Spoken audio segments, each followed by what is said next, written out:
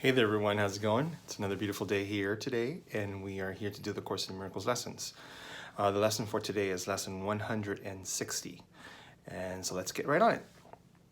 I am at home. Fear is the stranger here. I am at home. Fear is the stranger here. Fear is a stranger to the ways of love. Identify with fear, and you will be a stranger to yourself, and thus you are unknown to you. What is yourself remains an alien to part of which thinks that is real, but different from yourself. Who could be sane in such a circumstance? Who but a madman could believe he is what he is not and judge against himself?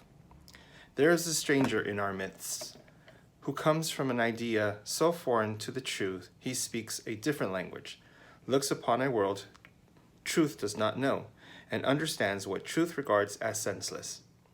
Stranger yet, he does not recognize to whom he comes, and yet maintains his home belongs to him.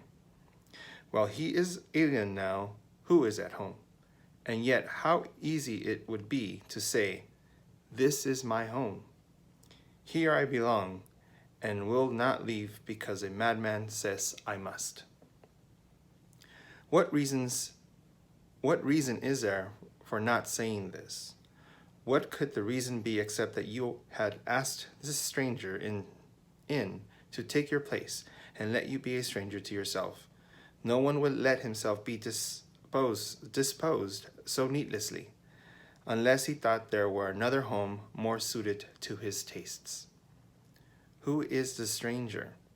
It is fear, or you who are unsuited to the home which God provided for his Son. Is fear his own, created in his own likeness? Is it fear that love completes, and is completed by? There is no home can shelter love and fear. They cannot coexist. If you are real, then fear must be an illusion. And if fear is real, then you do not exist at all. Let me repeat that because I think that's very important. There is no home can shelter love and fear. They cannot coexist. If you are real, then fear must be illusion. And if fear is real, then you do not exist at all. How simply then the question is resolved. Who fears has but denied himself and said, "I am the stranger here, and so I leave my home to one more like me than myself, and give him all I thought belonged to me." Now is he exiled of necessity, not knowing who he is, uncertain of all things but this, that he is not himself, and that his home has been denied to him. What does he search for now? What can he find? A stranger to himself can find no home, wherever he may look, for he has made return impossible. His way is lost, except a miracle will search him out and show him that he is no stranger now. The miracle will come, for in his home his self remains. It asked no stranger in, and took no alien thought to be itself, and it will call its own unto itself in recognition of what is its own. Who is the stranger? Is he not the one yourself calls not? You are unable now to recognize this stranger in your midst, for you have given him your rightful place. Yet is yourself as certain as its own, as God is of his Son? He cannot be confused about creation. He is sure of what belongs to him. No stranger can be interposed between his knowledge and his Son's reality. He does not know of strangers. He is certain of his Son.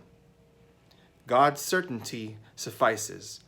Whom he knows to be his Son belongs where he has set his Son forever.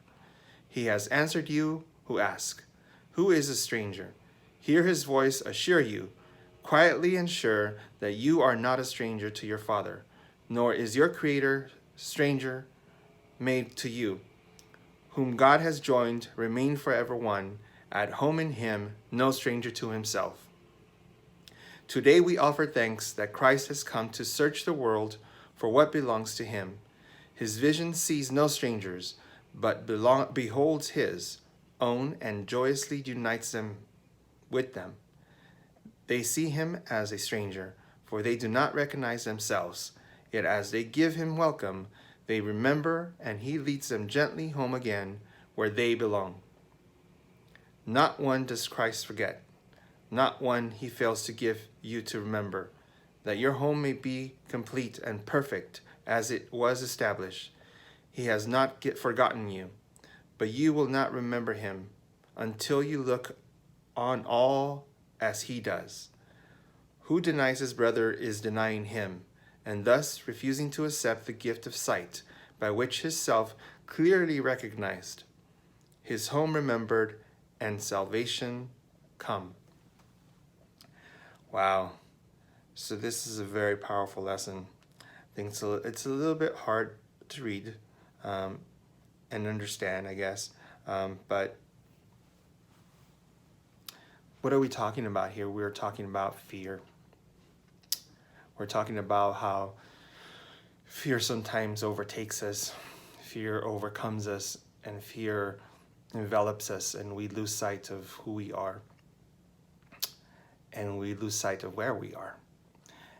And that's something that we all struggle with. It's a difficult thing to overcome.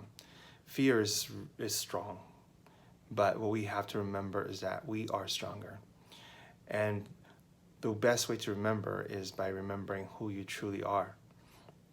When you remember who you truly are, then fear subsides, because you realize that fear is just an illusion. It doesn't exist. Fear is something that you create in your mind. You allow it to overtake you. You allow it to become stronger than you. And if you are doing the allowing, what does that mean? That means you have the control. That means you decide. You decide if fear will overtake. You decide who is stronger. And because you're the decider, that means you're the stronger one. And it's easy to remember that when you remember it.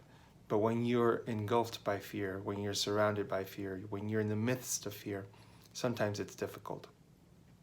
So the best advice I can give is take the time when you feel that way to put yourself in a corner, let's say.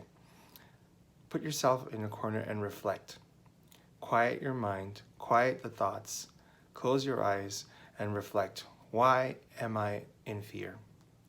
What is really happening to me? And when you realize, I am just believing the illusion. I am letting the illusion take over, and I am not letting my real self be remembered. Take that time, whatever time that is, to remember that. And as you remember that, the fear will slowly subside, because the realization of who you really are comes into focus, and it frees you from the fear that may have once had you in its grasp. So today's lesson is all about remembering that you are home. You are where you need to be. You are at peace. You are filled with love. You are always happy. You are always joyous. Love surrounds you at all times, and you are never alone. God is with you. Your brothers and sisters are with you. And it's all it takes is for you to remember that that is so.